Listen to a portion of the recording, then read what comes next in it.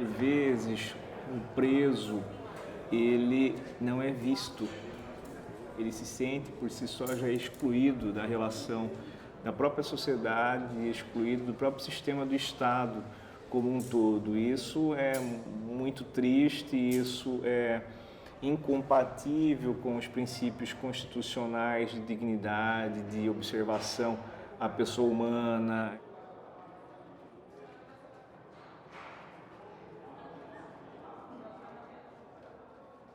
Nós, da área criminal, nós podemos dividir. Aí antes da custódia e depois da custódia. É uma nova realidade. Nós, magistrados criminais, nós só víamos o preso, nós só tínhamos esse contato 120 dias depois, 90 dias depois que o preso foi efetivamente levado para o sistema. Essa era a nossa realidade antes da custódia. E o Conselho Nacional de Justiça, que vem a gerenciar, editar também resoluções de controle administrativo e fiscalização do próprio Judiciário Nacional. Então, o Conselho Nacional de Justiça editou essa resolução 213 de 2015, recomendando que os juízes do Brasil, em 24 horas, realizem a audiência de custódia.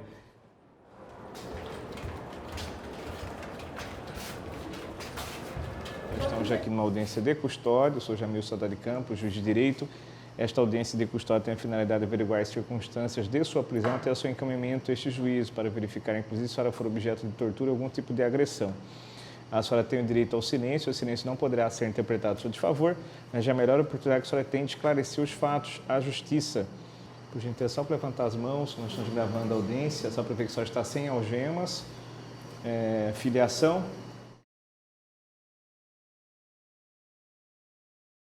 A senhora tem filhos dependentes? Tenho um. Qual a idade? 4. 4 anos.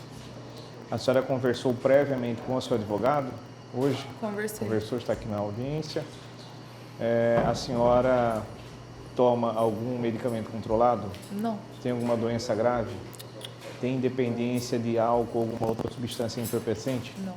Eu olho com muito respeito à pessoa do preso, das vítimas, em relação ao caráter humano, e o direito sistêmico dá bastante fundamento para que a gente olhe com bastante respeito às dores humanas, à situação de invisibilidade por ver essas pessoas encarceradas se encontram, não são nem vistos. Papel é uma coisa sem vida.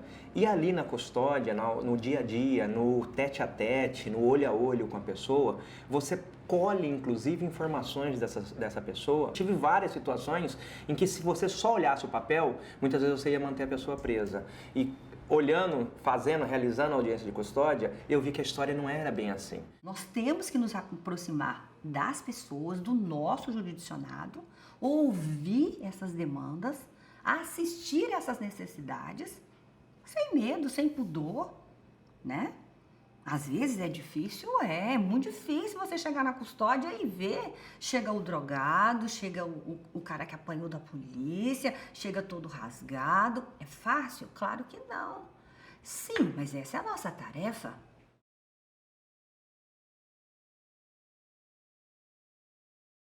O senhor foi agredido ou torturado?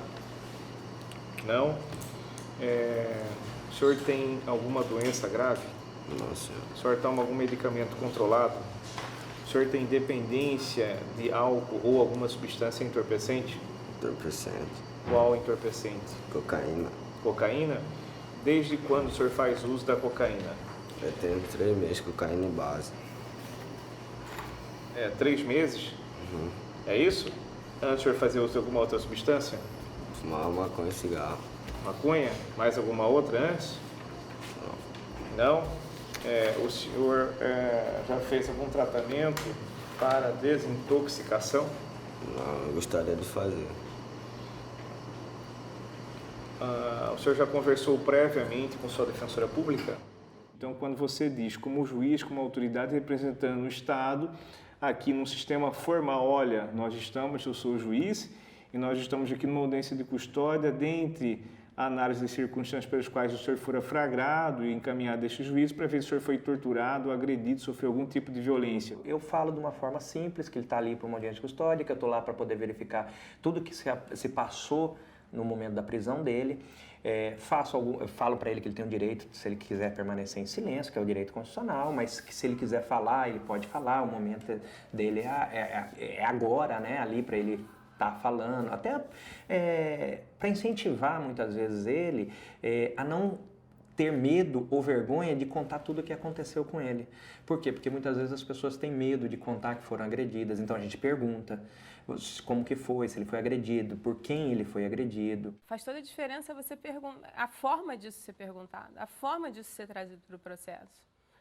Até porque a questão das agressões, dos maus tratos, está internalizada dentro do próprio preso, né? A própria pessoa que foi presa em flagrante acha que, enfim, aquele esculacho da polícia na rua é normal. A senhora foi agredida ou torturada? Fui. O que aconteceu? Porque eles entraram lá, na hora que eu cheguei em casa, que eles estavam lá dentro, eles queriam que eu desse conta do meu marido. E eles vieram com um tapa, deram praticamente um soco na minha cabeça. Falei, moça, eu tô grávida. Aí que foi a hora que eles não fizeram mais nada. A senhora viu quem que lhe agrediu? Vi. Quem foi? Eu não sei o nome. Ele tava com uma camiseta branca. Não sabe o nome? Não. Como que é a característica dele? Ele é alto e tava com uma pulseira de ouro. Pulseira Eu não sei o nome dele. A cor, assim, cabelo? Branco. Branco? O cabelo dele não é muito preto, é um castanho claro. Idade mais ou menos? Ah, não sei. Não. Nem apelido, nem uma identificação de quem Nenhum. seja. Tá. Que horário que foi isso? Foi por volta das 3h40, 4 horas. Tá. E a senhora está grávida de quantos 2 meses? meses. 2 meses? As primeiras 24 horas, os primeiros momentos da custódia policial são os momentos onde ocorre o maior risco de se ocorrer uma prática de tortura ou de maus tratos, né? Muitas vezes as autoridades policiais podem estar buscando informação, buscando uma confissão, ou mesmo por simplesmente uma vontade, digamos, de punir ou de castigar. Então, é muito importante que haja um momento, um espaço curto de tempo, depois desse ato de prisão, que a pessoa seja apresentada perante uma autoridade, né? Uma autoridade do sistema de justiça criminal. Então, nós deparamos com várias situações. Eu mesmo me deparei com situações em que, por exemplo, policiais, uma pessoa que tinha sido presa, né, um flagranteado, que ele estava com a marca no rosto da botina do policial. E era característica, você olhava, você via que era. E eu notei que ele estava bem machucado. Aí eu cheguei perto dele para olhar, tirei até foto, tudo. Tava a marca certinho do coturno. Se ele me traz notícia de que houve violência ou grave ameaça, eu vou perguntar quem foi, como foi, se ele pode ou não identificar. Se foi policial militar, é da Rotan, é de qual, você sabe qual a viatura, que hora foi o mesmo que te levou até para lavrar o flagrante. Era mais de um, era mais de dois, como foi, que tipo de violência foi, quando ele te bateu, ele queria saber alguma coisa, ele queria alguma informação, ele tinha um objetivo, não tinha objetivo, porque isso está na lei de tortura. Tinha objetivo, não tinha objetivo, certo? Vamos buscar o porquê dessa informação. Nós temos a própria gravação, né, dos possíveis maus tratos, lesões, se eles apresentarem, que podem ser usadas também como prova. O próprio exame de corpo de delito também. Basta que ele, no depoimento dele, identifique quem foi que fez isso, e também nós temos aí o próprio documento, né? O BO, o auto de exame de corpo de delito, o auto de prisão em flagrante, que vem também trazendo os nomes desses policiais responsáveis pela prisão.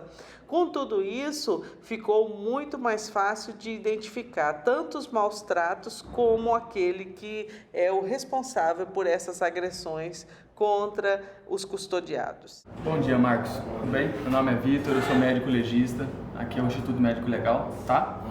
Você foi preso quando? Fui preso ontem. Ontem de tarde. Então tá bom. Aqui nós vamos fazer um exame de corpo, tá? Ver se tem alguma lesão corporal no senhor. E durante a prisão do senhor, bateram no senhor, agrediram o senhor, teve algum tipo de... O Poder Judiciário mato-grossense fez um convênio com o Estado, mostrou para o Estado que era mais barato para o Estado montar uma estrutura de custódia. Então nós temos o ML aqui. Então quando o flagranteado chega para a gente, ele já passou pelo exame de corpo de delito.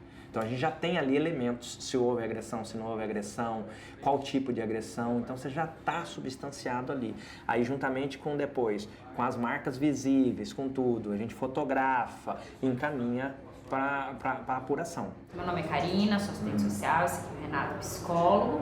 Hoje o senhor vai passar pela audiência de custódia, onde o juiz vai verificar se é necessário que o senhor permaneça preso inicialmente para análise desse novo processo que vai ser instaurado, né? Que o senhor foi preso. Os presos, quando chegam, vocês veem que eles passam, inclusive, por exame de corpo de delito, né? Eles passam por uma junta, uma equipe que tem psicólogos, assistentes sociais, uma equipe de saúde que observa assim que o preso chega para a audiência de custódia.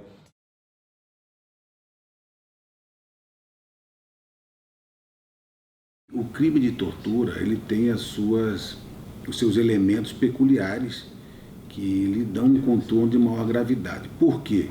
A vítima é constrangida, a vítima é humilhada. Então, no primeiro momento, ela quer se afastar do ato que gerou aquele drama. Portanto, ela se torna muito vulnerável. Então, o que nós vemos na prática é que muitas das vítimas de tortura, primeiro, não comunicam esses fatos às autoridades oficiais. Há um número grande de subnotificação, ou seja, ocorre a tortura e a vítima não procura os órgãos competentes. É sabido que existem inúmeras maneiras que a tortura pode ocorrer sem que fique nenhuma marca, né? Afogamento, ou, por exemplo, colocar um saco plástico na cabeça da pessoa quando ela é presa para, por exemplo, tentar obter algum tipo de confissão, ou simplesmente tapas ou outro tipo de agressão que não vai ficar nenhuma marca. Hoje, da forma que tudo é feito, ainda muito precária, essas torturas que às vezes são até as mais graves e que deixam as consequências mais duradouras, né, mais do que a própria dor física, a dor psicológica, a gente não vê isso sendo endereçado ainda da forma adequada. No momento que você foi detido, você sofreu algum tipo de lesão, de ameaça? Só ameaça, só dos policiais quando pegou lá em casa. Mano. Só ameaça? O que falaram? Falaram que ia arma, que ia matar, que ia dar sacolada, sumir com nós, foi um monte de coisa. Isso é importante, a pergunta da defensora pública, o senhor mencionou, eu perguntei se o senhor foi objeto de agressão, ela perguntou, o senhor disse isso, o que aconteceu? Eu só ameaçou apanhar, não cheguei de apanhar, não. Não chegou de apanhar, só ameaçou que o senhor iria sofrer violência. Sim, senhor. Foi uma pressão psicológica. O senhor sabe quem fez isso? Eu não sei o nome dos policiais, foi isso. O policial da Civil que pegou nós. Policial da Civil? Mas não sei o nome deles, não. Foi um só policial ou mais de um? Todos estavam falando, os outros guris apanhou, eu que não apanhei, eu acho que... Como?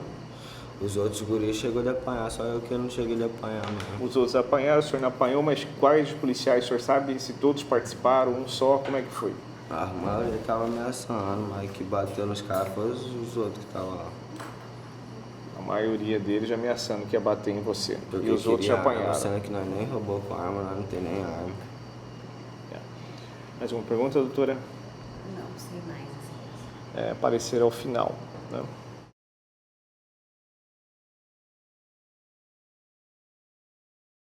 Todo ser humano flagrado e se for objeto de tortura tem o direito de identificar quem foi o agressor. Isso é o mínimo que se espera de um Estado democrático de direito, né? Que não seja um Estado tortura. Por vezes os flagrados não sabem identificar quem foram os agentes de polícia que os agrediram, né? Alguns falam que alguns agiram encapuçados ou não podiam olhar para a fisionomia, né? Então que sejam transparentes essas operações da polícia de cumprimento de flagrante ou das comunicações 190 para a preservação da própria instituição e porque nós temos que demonstrar que a Constituição Federal, que a República do Brasil e seus princípios, o maior da dignidade da pessoa humana, estão sendo observados com muito respeito, com muita seriedade e responsabilidade pelos agentes de polícia e pelo Estado juiz especialmente. Que infelizmente, nós ainda somos fadados àquela cultura da violência, da tortura, de que só consegue informações se torturar, que só consegue informações se tiver usar de violência. E aí a gente chega a uma conclusão de que isso não é possível, de que isso não pode ser feito. Ou alguém que faz magistratura criminal em sã consciência vai dizer que não tem violência policial. Meu Deus! Já chegou pra mim preso acabado, arrebentado, com mandado de prisão que eu dei. Isso já me aconteceu mais de uma vez, certo? Então, é claro que isso tem que ter limite. A gente precisa, sim, dispor de freios para isso tudo. E a audiência de custódia é isso. Bateram demais em nós, né? E quando chegaram lá... Como que foi? Quem que bateu? Qual polícia? Como que foi? Os caras da DERF. Já chegaram lá, já socando o pé no portão, na porta e invadindo. Já socou no chão também, dando bico na cara da gente, no rosto. Onde que machucou o senhor? Só a câmera mesmo, e é algema naquele... mostra aí para aparecer aqui na câmera onde que foi. Aqui, ó. Braço, deu para ver. E no onde do rosto? No rosto. Aí colocou nós tudo deitado, né? Tudo deitado no chão, um na sala, outro no quarto e outro no quarto. Cada um num lugar. E tava batendo, querendo arma, querendo um carro, e não tinha arma, não tinha carro. E o senhor sabe quem é que agrediu o senhor? Foi os policial mesmo que estava na operação, né? O senhor sabe o nome deles? Não. Qual a característica física? Não. O senhor não lembra? Ninguém. Nada justifica a tortura. Nós temos que observar que o preso, quando traz essa informação, nós temos que dar credibilidade a ela. Isso não é parâmetro para prisão ou não do preso, é uma outra situação.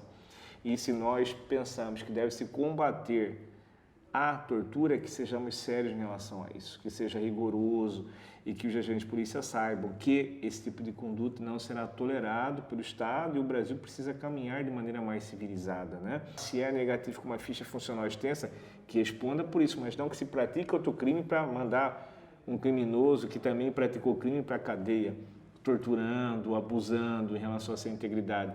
Me parece que essa compreensão que nós temos que ter é a evolução da própria sociedade nessa compreensão.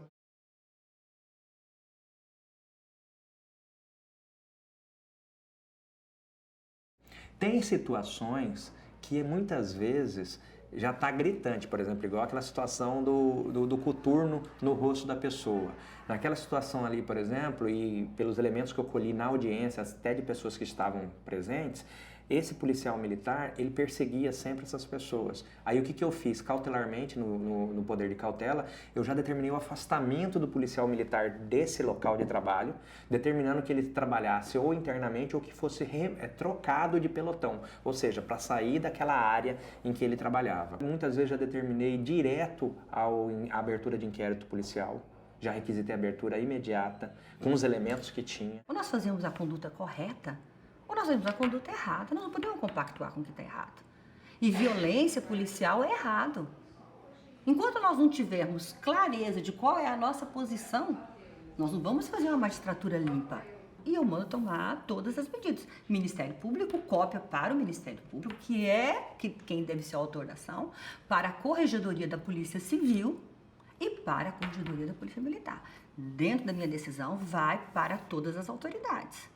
As audiências custódias nos levaram a um momento significativo de procedimentos, especialmente envolvendo a atividade policial no curso da prisão de indivíduos, e houve um exponencial e significativo aumento desses procedimentos que nós, quando recebemos, remetemos ou para a Corregedoria da Polícia Militar ou para a Corregedoria da Polícia Civil para a apuração devida da conduta dos seus agentes. Analisando os autos de flagrante e informações trazidas nesta audiência e as peculiaridades do caso, primeiro determino que seja encaminhada cópia do áudio sobre a eventual ocorrência de violência por parte da Polícia Civil quando do cumprimento relacionado ao presente flagrante, conforme informações trazidas pela hora flagrada. da Corregedoria da Polícia Civil com áudio da audiência, constando no termo também. O policial hoje ele sabe que a sua ação ou omissão na condução de determinado prisão em flagrante será questionada, será analisada e será debatida, a começar pela audiência de custódia. E o Ministério Público repudia qualquer forma de maus tratos ou tortura, porque entende que um cidadão que já está detido e tolhido na sua liberdade, seja porque praticou o crime, seja porque está envolvido numa circunstância criminosa, ele merece toda a dignidade que a Constituição da República determina. A gente sente hoje que eles têm mais cuidado, né? Eles sentem hoje que o preso vai chegar aqui, vai estar espancado e nós vamos ver. O médico legista vai ver, ele vai trazer a notícia, então isso tem sido um freio para essas atitudes violentas. O grande anseio, né, de toda a sociedade é viver num país onde não haja esse tipo onde o Estado não haja dessa forma cruel e desumana para com os custodiados, porque existe, né, um Estado democrático e de direito que prevê exatamente qual é a pena que ele pode cumprir, o que ele vai responder por conta do delito supostamente praticado, mas evidentemente que o Estado de forma alguma pode agir com essa violência ou agressividade para com eles. Quanto ao flagrante delito, entendo pela homologação do mesmo, eis que isto em consonância com o ordenamento jurídico. Quanto à segregação da flagrada e as especificidades da situação em concreto,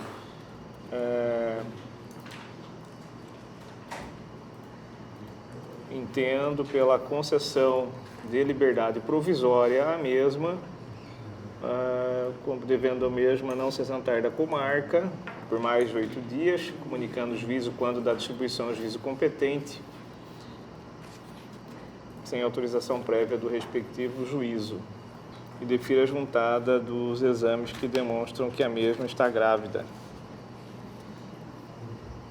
Encerrado o termo.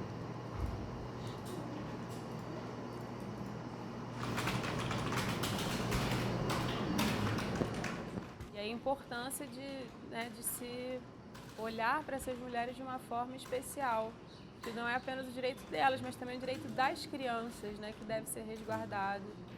A custódia nesse ponto está sendo muito positiva para a gente conseguir dar a elas mais do que apenas a defesa criminal, mas enxergar aquela mulher presa e no seu contexto familiar, enfim, com as suas peculiaridades. Diminuiu o índice de entrada ao sistema carcerário das pessoas que não precisam estar dentro do sistema carcerário. E acho que é chave colocar que a pessoa possa ter esse contato com o sistema de justiça e que o juiz possa indagar a respeito de toda a situação daquela pessoa, entender em qual contexto e como aquela pessoa chegou ali até aquele momento da prisão.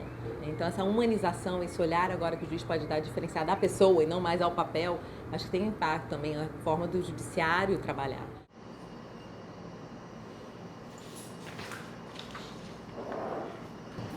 A senhora foi colocada em liberdade. A senhora não poderá viajar sem a prévia autorização do juiz para a qual vai ser distribuído o seu processo. A senhora está gestante, é nova, tem toda uma vida pela frente. Que em liberdade a senhora faça uma reflexão que a senhora poderia inclusive estar segregada, né? E a senhora é grávida, das consequências para a sua própria vida, para a sua construção, para a sua busca de uma vida melhor, e especialmente para quem logo virá, que será onde a senhora está grávida, né? Então, que faça uma reflexão profunda sobre isso, tá bom?